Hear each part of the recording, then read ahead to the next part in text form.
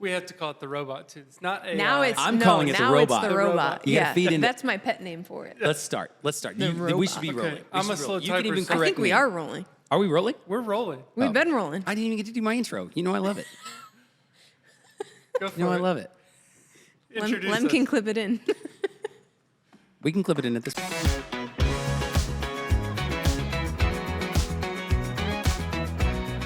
Good morning, good afternoon, or good evening, and welcome back, everyone, to this hiatus-ending Good Leader podcast. We have three infamous participants today. And if you're watching on YouTube or Instagram or wherever, you see us. We're getting more and more visual with this podcast on. I used to be able to just show up in, sweatpants or your favorite, just wear a beanie. Yeah. Wear a beanie No and a beanie hoodie. today. No, you No got to do your beanies hair. today. Yeah, you know? I do. You look nice, I by had the to way. wash it. Dressed up. Yeah. It's not intentional I actually forgot we were recording today till I saw Lem's face and I was like, ooh, You know what? good thing I washed my hair. That's the Man. kind of incredible preparation our people are used to. Good thing I wore clean clothes. Yeah. Lim's here. I'm here. I ironed my shirt. I'm your host, Jerrod Anthony Murr. We are back. The reason we've been on hiatus is because we're working. We're busy people.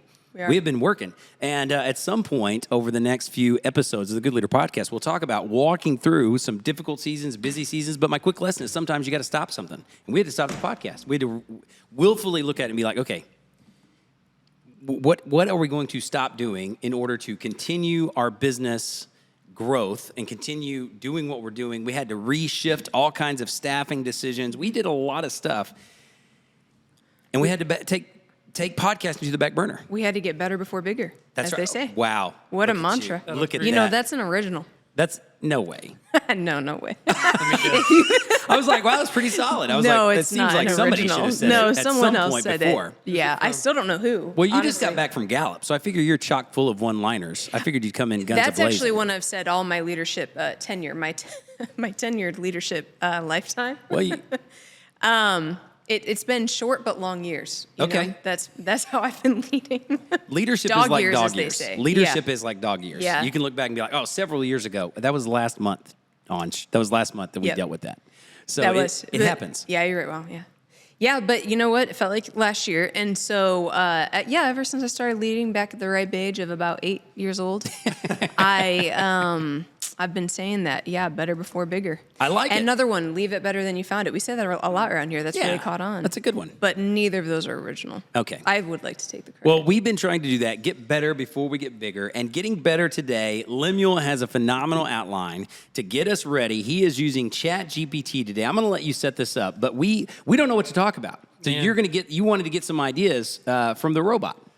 Yeah, I love that we're calling it the robot too, because that's what it feels like. It's Like okay. You can throw me AI into the bus. You can make fun of me. I I mean, called it the robot. No, I'm not throwing shade because we've all seen. It's our pet name. We've all seen these movies the past 10 years. Yes. They're taking over. 10 years. Terminator came out in 85. I mean, I know they're- how this ends. Today they're taking over our podcast, so let's call it the robot. The robot. Okay, the robots are taking over. Forever You're going to and ask always. it. You're going to ask it questions. We're going to give our responses, and that's going to be the episode So, today. I mean, basically what I've got ready to prompt it is we're doing a leadership podcast. Give us 7 questions about leadership that we can answer today. Oh, I like that. We can pick the best 7. 7. That sounds like a lot. We can do all 7. We can pick the best 3. Whatever you options? think. Okay. Yeah. I tend to over-explain. I can limit myself. Okay. If we're going to do 7 questions, I don't think we need a 7-hour podcast. All right. But Yeah. you All hit right. it. You hit us Here with we your go. best shot. Here we go. Fire away.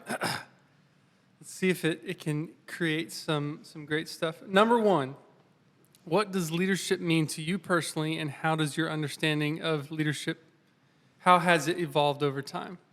I actually have a phenomenal answer for this, Anj. I don't know if you mind me taking it first. Go for it. What for does, it. especially as it has evolved over time? That's a great caveat to that question. Oh, yeah, you take this one. Yeah, because you got way more time than the rest of us, Jerrod. Yes, I caught that. Leadership to me is not doing more, okay? Leadership used to, especially early on in my career, I really felt that leaders were doers. And you still get things done, but there's a difference in doing something and getting something done. That's my first leadership lesson, I would say. How's leadership evolved? There is a distinct difference between doing something and getting something done. And the better leaders get more done by doing less. And that means delegation, that means trusting a team, all those types of things. I've come up with this phrase that I've used recently that is my latest, I wouldn't say definition of leadership. I don't know that there is here's another thing. The older I get, the more I don't necessarily believe there is a definition of leadership, but more leadership ideas and thoughts that help us understand it. Yep. So here's my latest leadership thought. Leadership, the goal of leadership is to accomplish a vision with as little interference as possible. Mm-hmm. That's my new understanding of leadership for me. So as a leader, I have a vision, I have something I want to accomplish, or we as a group have a vision, we have something we want to accomplish as an organization. Great. I want to accomplish that vision with as little interference from me as possible. So that means if the team is doing their job and we're accomplishing vision, I don't have to interfere at all. I don't have to do anything. And that's great. That means I'm winning. I used to think that meant I was maybe a bad leader or I was being inattentive. I still pay attention, but I don't have to do anything right now. They're getting it. Oh, something is broken. We are misaligned. Our vision's not being accomplished. Then I need to interfere positively to reshape that, redirect, maybe hire someone different, maybe do something, but that's to accomplish the vision. So that's my latest understanding. And I like it. The more I say it, the more I like it. I like it. All right. Retweet. Next question. You want to take this one on? I don't know. What is it? Depends on the Here we question. go. What What is are it? some key qualities or traits that you believe are essential for effective leadership? Oh, this is up your alley. You should definitely take this one. Ooh, man. Too many to choose from. You don't have to be a man. You know? I disagree. It doesn't say all. It just I says disagree. some. Ooh, so you can woman. pick your top two. Okay, my top. Well, I think my top two. Man, this has also evolved over time. There's a lot of Absolutely. seasons. I would have said a lot of different things. Humility in my young when I was 13 would have been my first. That is really important still. Servant leadership, it's great. But I've learned those are kind of like the easy answers. Like, Ooh, okay, you can okay. like be a servant leader. Like, pick up a chair. I learned if you're like actually going to serve people, you have to do some of the really uncomfortable things, which can often be number one, clarity. I think that's really important in a leader, is being able to clarify and then re-clarify and then clarify again. We've been reminding our kind of leadership team here, I think every meeting now, and they say it back to me at this point, that we are CROs, Chief Reminding Officers, every single one of us. And that is the mark of leadership. So clarity would be one. And then I would say the ability to apologize. Being able to apologize and being able to cast a clear and compelling vision for people to follow are two marks that I've kind of seen in leadership. That's great. That's great. Retweet, Come on. as the kids would say. Do you guys have anything else Slay. to add so far? We want to keep going. Keep Do we want going. to go through all 7 of these? We might. We're on a good pace. kind of going, All right, yeah. Number let's 3. do it. Faster All than I thought we would. Jerrod, this one's for you. Can you share a personal example or experience where your leadership skills were tested or challenged? I've had a pretty easy, smooth sailing in my leadership journeys. I would say I have a few. Okay. Let's follow up with a question on ChatGPT. Okay. Okay, so because that's a broad question, I could go 100 different directions Yeah. with it. So Yeah, I be want to more know, clear, what does the robot. robot want to know? Yeah, be more clear. robot's not a good leader. Not a good leader. Provide clarity. I just heard Be that. more clear. On question number 3 or whatever. Yeah, what do you mean? What kind of thing do you want? Do you want like emotional All right. Here's security? Do you want tactical strategy? I feel like I've done a few different things, both successfully and unsuccessfully. Yeah. I have stories of both. All right. I don't know if this is great, but That's okay. Can you share a personal example or experience where you faced a challenging leadership situation? How did you handle it, and what were specific challenges you encountered, and what valuable lessons did you? Just So added you more get to questions. answer all 7 questions. Okay. All right. All 7 questions. Yeah. Okay. I will say this. Let me give maybe the overall answer. You have to always lead yourself first. So in any situation, if you're not leading yourself well, you are not going to lead others well. Mm-hmm. So what I mean by that is the challenging situations, you want challenging circumstances. You don't want existential crises. So for me, and this goes back to, I think, 2 things for me. One is my faith. So my identity is not wrapped up in the success or failure of a company that I happen to be leading today. Mm-hmm. My identity is in Christ. That's where I find joy, a lasting joy That's where I find security. And I'm not even here to preach a sermon today, but that's just the truth. The truth of the matter is, and I've even said, like, I have a lot of energy whenever I present, and people often comment, often, because I'm presenting to leaders and managers all across the country, and they're saying, wow, you have been on your feet all day leading. How do you do that? And I think that actually my energy comes from that security, like that I have the big questions answered for me. And all of us have to answer those biggest questions of life for ourselves. Lead yourself first. So that means secondarily, it's from my faith, but I know my core values, and I know the things that are not non-negotiables for me. So when it comes to ethical behavior, working with integrity, I have to lead myself first. So that when a crisis comes, I am either A, already walking in integrity. If you are walking in integrity, it is 10,000 times easier to lead through a crisis. If you are not walking with integrity and you're trying to lead through crisis, it's probably going to present compounding failure. This is where if you ever pay attention to like big crises, I'm talking like big corporate downfalls, they always say, well, the cover-up was worse than the actual event. Yeah. Right? Yeah. Why was the cover-up worse than the actual event? It's because those leaders were not operating with integrity to do what Anj said, apologize quickly, to own it, and to say, listen, we've messed up. Even if it cost me my job, but I'm going to lead myself first. I'm going to walk with integrity, and I'm going to lead through crisis through this. Nope, we tried to cover it up. We tried to downplay it. It's not as bad as it seems. We're going to change this here. We're going to keep these people quiet. We're going to do this. And then, it blows up again. Yeah. Wow. That's profound, because it seems like harder work to work on yourself and the integrity of maybe your team or the organization. That's harder to do rather than wait until the challenge happens, then you deal with it.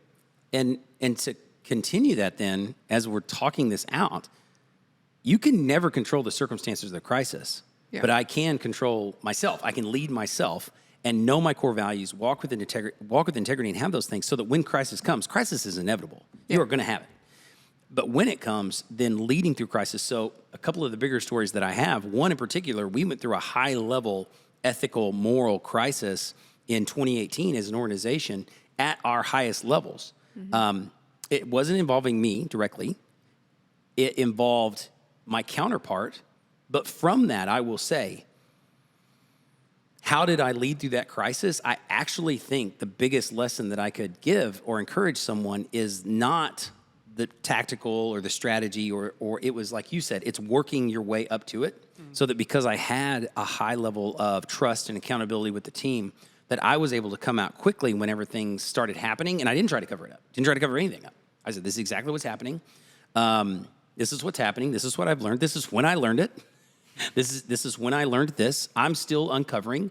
I put in new reporting mechanisms to see if there was anything else to be uncovered. I think that might be a wise step if I was just giving, how do you lead through crisis?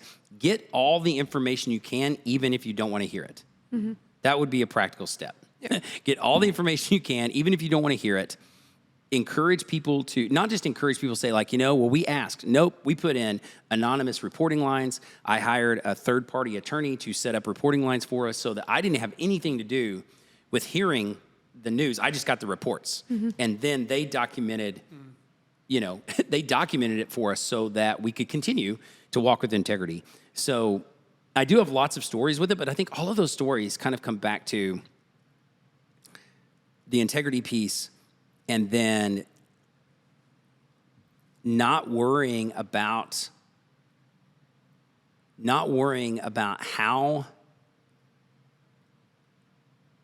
Okay, let me say this a different way.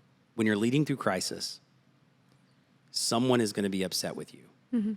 You're not going to make everybody happy. Like, in other words, even people that like, maybe people that are asking you to not walk with integrity. Can we do this? Do we have to do that? Let's just, can't we move on with this? This isn't a big deal. Yes, it is. And you're not going to be happy with me, but I'm going to save the rest of the team. You're not going to, I think people get in trouble when they try to continue appeasing everyone and making everyone like them on the most basic levels, be happy with them, continue to be their friend, continue to be their counterpart, and that's just impossible. Wow. So, That's good. okay. He says a lot. I have to throw this out there. Okay. If you've listened before, but he always says, like, if you want to make everyone happy, sell ice cream. And we are not in the ice cream making or selling Exactly. business, unfortunately. Yep. But I think about that one a lot. It's so true. Yep. Anj, here's a follow-up to your clarity comment or value. How can leaders improve their communication skills to get better with their teams or to better connect with their teams? Oh, I was just at Gallup. Jerrod just mentioned this. Okay, so you are coming at me at a ripe time. I'm sure all this information is copyrighted. Go to Gallup if you want more information on these various topics. But something that they talked about, like the entire conference, was the fact that essentially, I'm actually going to throw this out there. I'm not going to try and be too long, but this is super interesting. I want to say it was like 72% of employees were engaged in 2020. 2020 specifically, it was something like that high. Don't quote me on that, but it's that high. Today, there's like 23% of employees actively engaged in their companies. And they did a lot of research, like, well, what, why, how, like, what's the dip, what's the change? And there's a couple different reasons. They talk a lot about hybrid work. They talk a lot about, in office, out of office, benefits, unlimited PTO, all those things we offer, by the way. And just a shout out to us. And so it was really insightful. But the thing that they found that has shifted the most from 2020 to today is leadership visibility. So in 2020, my leader suddenly became visible. Well, that's good. I started hearing from them. They were on these videos. They were sending out these newsletters. It was like a weekly kind of ongoing conversation. Wow, this leader, I never really get to experience. He's in the office now, or he's not, because none of us are in the office now, but he's on this video now. And there was so much more visibility. And sometimes I think we think about communication as a leader, and we think about like these one-on-one meetings. I think one of the best things that you can do to increase your communication, especially your credibility, your clarity, and even owning things publicly, like what Jerrod's talking about, is very much correlation of visibility. And it doesn't always have to be maybe what's in your head. It doesn't always have to be you standing in front of your staff. It can be videos they get of you. It can be newsletters they hear from you. It can be, when I think about the seat that Jerrod's sitting in here, he's our chief vision officer. And he'll do this sometimes in our own method of communication. We use Slack, but he's not in our day-to-day. He's not leading all our meetings. He's not on our Monday huddle type things, but he is kind of constantly coming in, maybe every other week, every 3 weeks, just a reinforcing message. Hey, reminder, these are our core values. Hey, reminder, this is what I want to shout this person out for. Hey, this is what I want to thank the whole team for. Like, that is not just appreciation, that's communication. And it's also communication when you're not doing those things.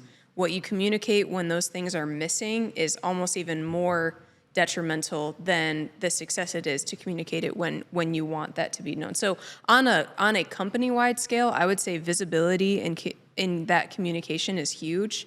On a one-on-one scale, they were saying that, I'll keep this one short, for the majority of people, if they rated their manager above a 70%, in terms of engagement, employee engagement, appreciation, whatever, 70%, their manager was higher than that.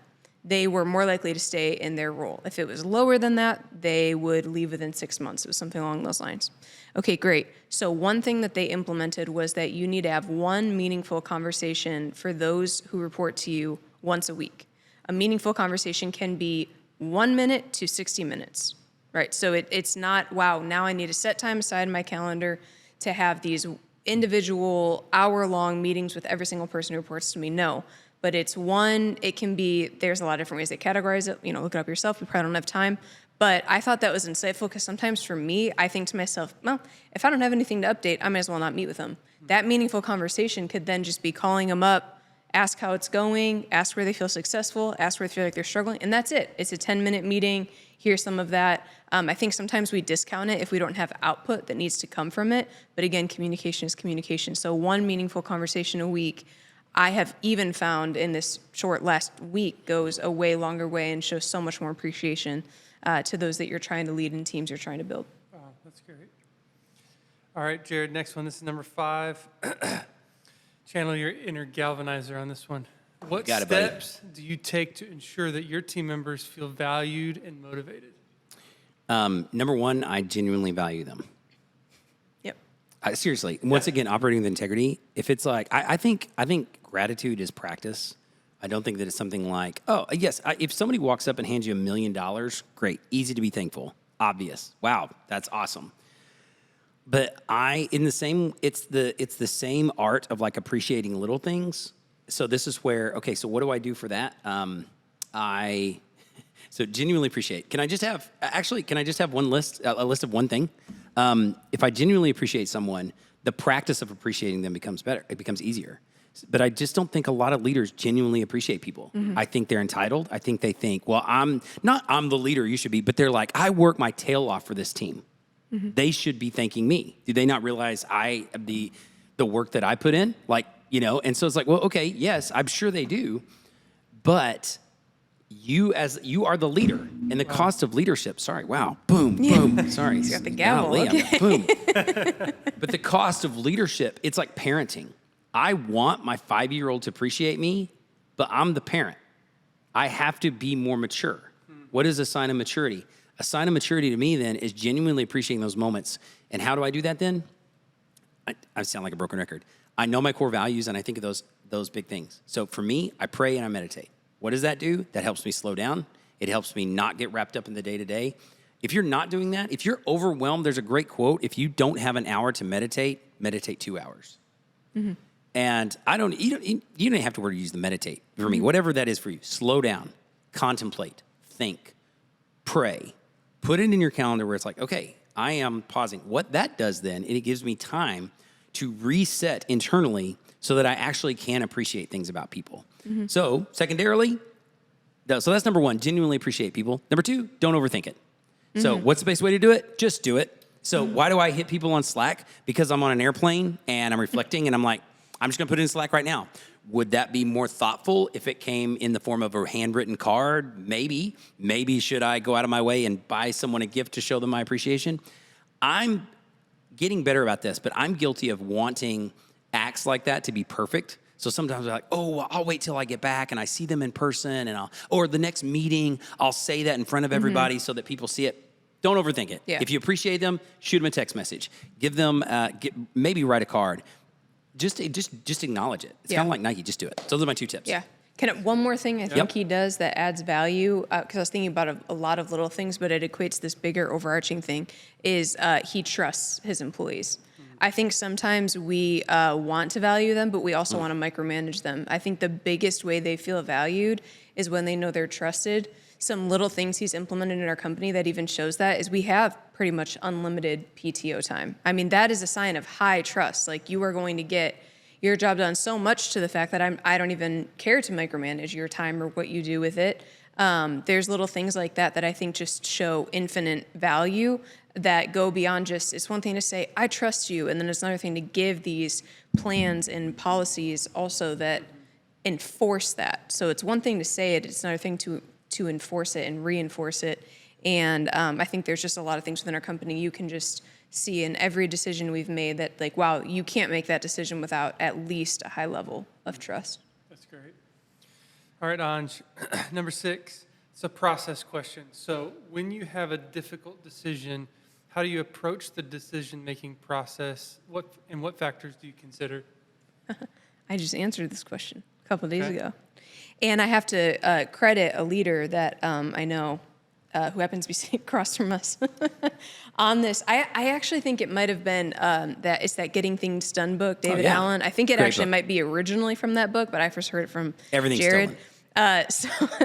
So do, defer, delegate is how you can use that in a lot of different things. I use it in decision making. I have a lot of decisions to make in a day. I'm actually trying to have less decisions than to make in a day, but there was a time there where I was having a lot, and I would first just sit down. I had decisions almost like a to-do list, like that's how long it was, like decide this. Okay, great. I'd look at the list and I would decide, is this something I need to do or decide? Is that me? Do I need to do that? So that's my do list. Is that something I can defer? So if we're in March and our staff retreat is in my mind and we need to make a decision on it, that staff retreat isn't until August and we don't need anything done on it now, can I defer that decision? Yes, it is. It is not time sensitive. No one needs an answer. They may be demanding an answer on that, but when I think about what I know needs to be done, they do not need an answer on that today. For my sanity, I'm going to defer it. So I'll defer that decision making. And then the last one would be delegate. Is this actually a decision I need to make? Jerrod and I go back and forth on this all the time. Like, do I need to make this? Do you need to make this? What is it? And I'm just finding more and more like, you know what? Because we're talking about trusting our team. Like, I don't even need to make this decision. I'm going to give that to our director of sales, and they're going to go ahead and make that call. I don't know what conference we need to go to. I'm going to turn it over to our sales team and let them decide. It does not need to take space on the do's of my decision-making list. That's great. All right, last And one. that is Getting Things Done by David Allen, by the way. You Yeah. caught the reference right. Yeah. Great book. That's great. I need to check that out. All right, Jerrod, last one. Let's do it. You talked a lot about like the inner person. Yep. I think this one's a little more maybe tactile. Okay. What advice would you give to aspiring leaders who are looking to enhance their leadership skills to make a positive impact in their fields or organizations? I got my answer for you right now. It doesn't matter what field, especially, this goes for all ages, but I especially like giving this to younger leaders, people who are, and when I say leader, I mean everyone. You are a leader. You have influence. You can build your influence. So let's say this is my first day on the job. I just graduated college. I want to make an impact here. What do? You got to bring some combination of one or of two things. One, the easiest to control is energy. If you want to be a better leader tomorrow, bring different energy. I don't mean be spastic. I don't mean be out of control, like, okay, I'm just going to go crazy. No. I mean, think about how you are moving. Think about how you are interacting with people. That is a different level of energy. So it might be like, well, actually, I don't go around and talk to everyone. Maybe you do. Go around and introduce yourself to people. That's a different energy. If I'm sitting in a room, think about it this way. If we're sitting in a room and we're looking around and we're not sure what we're going to do, and one person, let's just say it's 20 people, nobody knows anybody, we just showed up today. One person stands up. Mm-hmm. Just by standing up, they're the leader of the room. Yeah. Why? Because they brought energy. Wait, so we're all looking, okay, that dude's standing up. What's going to happen? Oh, now she stood up. Oh, now she's talking. Oh, wow, that's just energy. So I'm encapsulating all that action as energy. And the second one is knowledge. Mm-hmm. Bring energy or bring knowledge. Knowledge being, to answer the question, how do I be a better leader? Whatever your craft is, whatever your field is, learn more. Sometimes you can combine the two and ask someone who's been there longer. Hey, you've been in this field for 10 years. I just started today. Can I grab coffee with you? And I'd love to know what makes a successful sales rep here in this company. I'd like to know what makes a successful for our facilitator, what makes a better speaker. And grow in that knowledge. Read a book, listen to a podcast, gain knowledge. And then when you combine those, energy and knowledge, now you are really you're getting traction and respect as a leader, and people will start following you. That followership is influence. Yep. That's great. 7 questions. I mean, We did it. Nailed it. It was decent questions. Thank you, robot. Decent questions. you could do it again. You sound judgmental of the robot. I didn't like the robot's follow-up on that one, I will say. It was Yeah. just I would say, reworded. It wasn't followed. Yeah, it just reworded. Reworded with 2 more questions. You know, maybe I'm just not the best prompter, but we'll get there. Hey, that's a whole nother leadership lesson Yeah. for another day. If you're not getting the responses you want, ask better questions. Yeah. So think about the things we said, roll with it, think about it, wrestle with it. Do you like it? Do you love it? Do you hate it? You can let us know and go out there and be a good leader.